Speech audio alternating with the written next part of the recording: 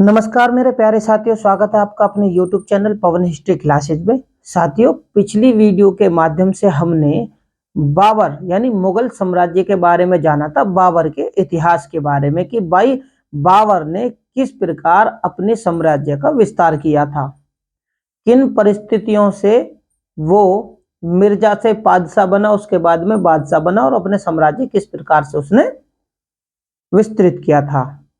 तो पिछली वीडियो के माध्यम से हमने उसकी ये जानकारियां ली थी। अब इसी क्रम में आगे बढ़ते हुए बाबर की अगली कुछ घटनाओं के बारे में जानकारी लेंगे जो कि उसके शासन के समय में घटित हुई थी। तो मेरे प्यारे साथियों, चैनल नया है, इसे ज्यादा से ज्यादा लाइक करें, शेयर करें और सब्सक्राइब करें। जैसा कि आप सब जानते हैं, बाबर ने अपनी आत्मकथा तजुक-ए-बाबरी के माध्यम से उसने अपनी आत्मकथाओं के बारे में यानी अपने जीवन के, अपने साम्राज्य के बारे में विवरण दिया था। तो उसने जो विवरण दिए थे, तो 5 राज्य मुसलमानों के थे जो शक्तिशाली उसने वर्णन किया है, 2 राज्य हिंदुओं के थे। वो सब हमने पिछली वीडियो के माध्यम से कवर करे थे। अब इसी क्रम में आगे बढ़ते हुए होता क्या है, शुरू करते हैं। देखो, मुगल साम्राज्य बाबर का ही, ये बाबर का टॉपिक कितना है, टॉपिक 2। ठीक है, ये बाबर का टॉपिक 2 है। तो इसमें क्या है, तुजुक-ए-बाबरी में जो उसने वर्णित किया है, जो उसने लिखा है, उसमें क्या लिखा है इसने कि आगरा में बाबर ने ज्यामितीय विधि से, कौन सी, ये वो शब्द हैं जिनके आधार पर पेपर में क्वेश्चन पूछे गए हैं। तो ज्यामितीय विधि से इसने बाग लगवाया था। उस बाग को किस नाम से जाना जाता है, नूर-ए-अफगान। नूर-ए-अफगान यानी आराम बाग के नाम से। किस नाम से, आराम बाग, आराम बाग।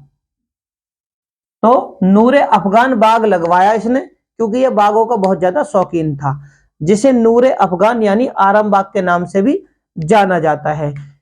इसने मुबय्यान, क्या, बाबर ने मुबय्यान पद्य शैली का विकास किया था।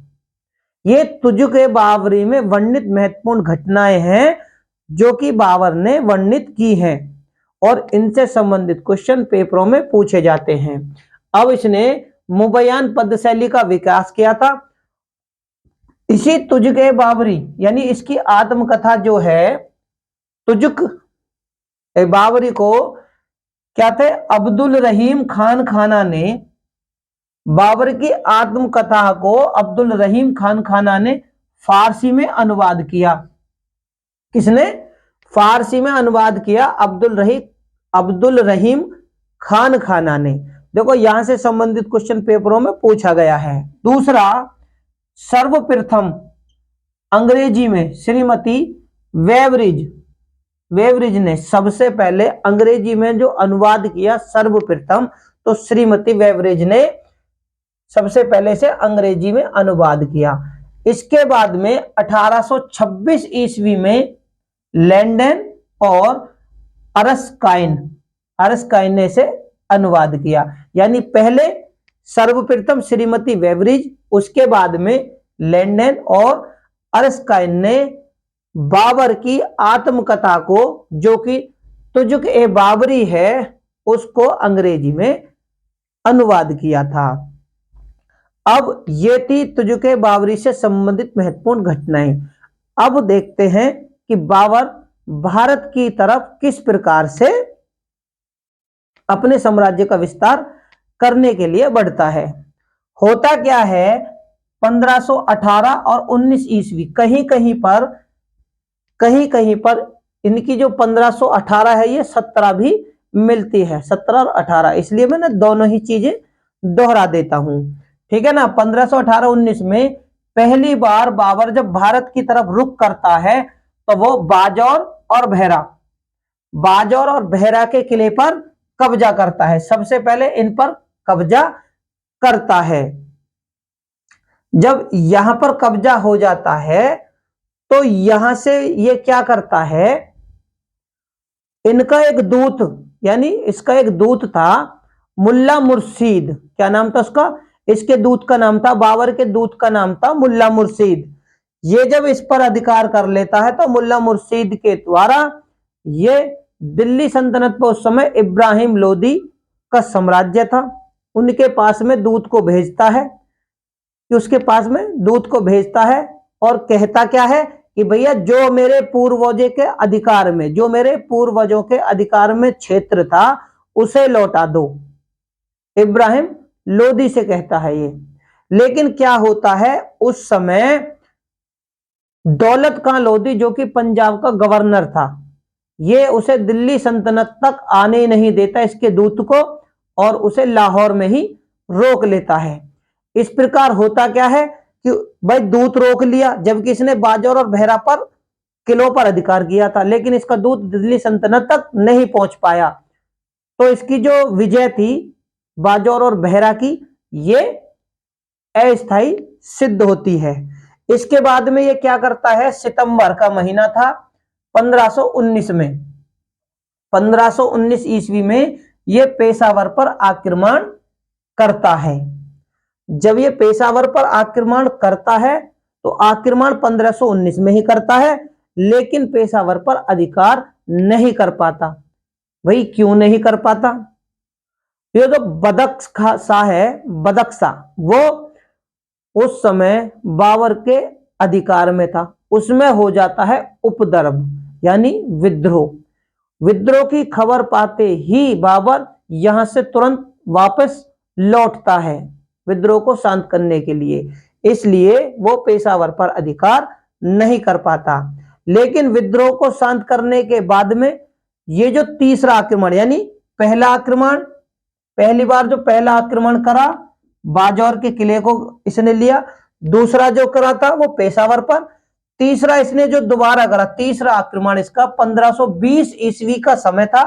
पुनः दोबारा, यानी दोबारा बाजौर और बहरा के साथ साथ सियालकोट पर भी इसने अपना अधिकार कर लिया। अब तीनों क्षेत्रों पर इसका अधिकार हो गया।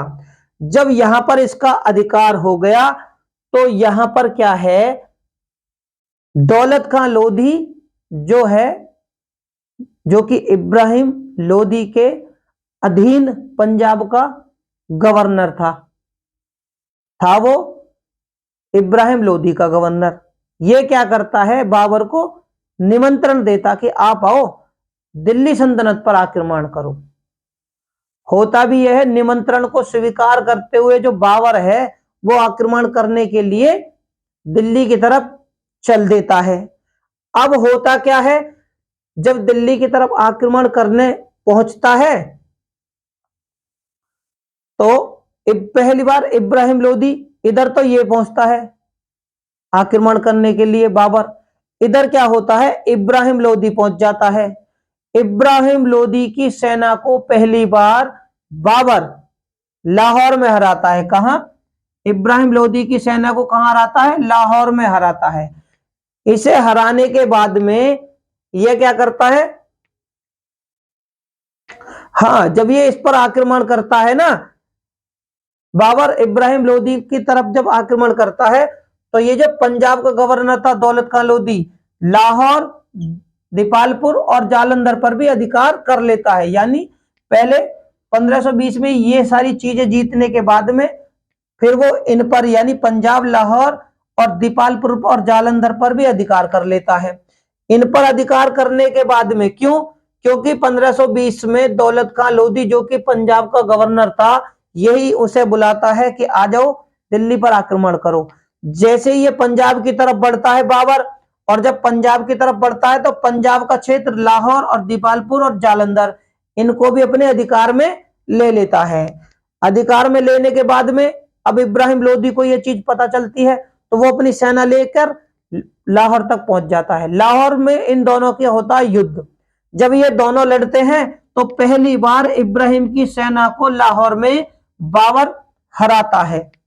लाहौर में हारने के बाद में बाबर जो है, क्योंकि दौलत खां लोदी ने इसे आक्रमण करने के लिए बुलाया था, तो ये क्या करता है, आलम खां लोधी, ये आलम खां लोधी को तो दीपालपुर दे देता है, ठीक है, और दौलत खां लोधी को जालंधर, सुल्तानपुर और इसके आसपास के क्षेत्र दे देता है।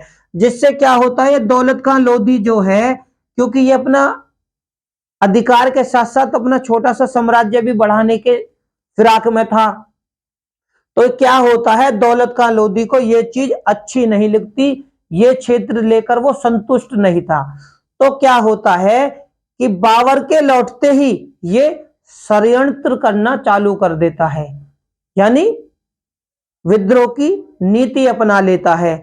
और क्या करता है, ये जो दीपालपुर का जो बाबर ने जिसे दीपालपुर दिया था, यानी आलम खां को दीपालपुर से निकालकर भगा देता है और इस सारे क्षेत्र पर अपना अधिकार कर लेता है।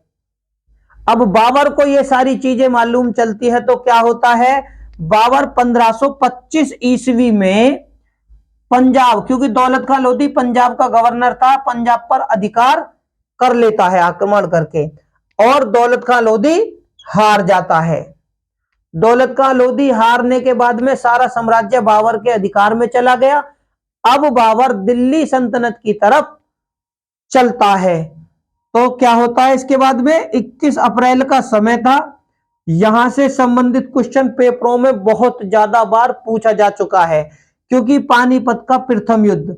तो 21 अप्रैल 1526 ईस्वी में इब्राहिम लोधी और बाबर के बीच में युद्ध होता है, जो विश्व में, यानी इतिहास में, विश्व में नहीं इतिहास में, पानीपत के प्रथम युद्ध के नाम से मशहूर है।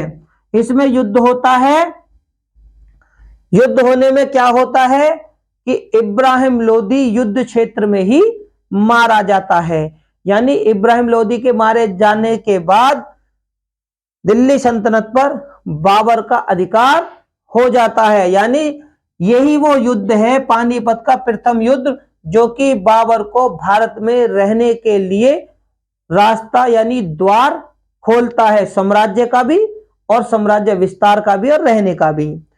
तो हारा किस प्रकार से था उसके बारे में जानते हैं। बाबर ने इसमें जो युद्ध नीति शुरू की थी, क्या थी, उज़्बेकों से उसने क्या सीखा था, तुलुगमा युद्ध नीति। इस युद्ध में उसने इस नीति का इस्तेमाल किया था। दूसरा, तोपों को उस्मानिया विधि, जो कि इसके जो तोपची थे वो क्या थे, उस्मानिया विधि थी उनके पास में, ठीक है। उस्मानिया विधि का इसने प्रयोग किया था, यानी दो बैलगाड़ियों के बीच में तोप को रखकर ले जाने वाली विधि से। जिससे क्या होता है, ये उस विधि का प्रयोग करता है और इब्राहिम लोधी को हरा देता है। इसी जीत के बाद में बाबर क्या करता है, काबुल वासियों को 1-1 रुपया चांदी का दान में देता है। क्यों? क्योंकि उसने दिल्ली सल्तनत का साम्राज्य ले लिया, जिससे क्या होता है, इसकी आर्थिक कठिनाइयां दूर हो जाती हैं। तो इसी खुशी में काबुल के निवासियों को, ये जो काबुल में रहते थे उन वासियों को 1-1 रुपए चांदी का दान में देता है।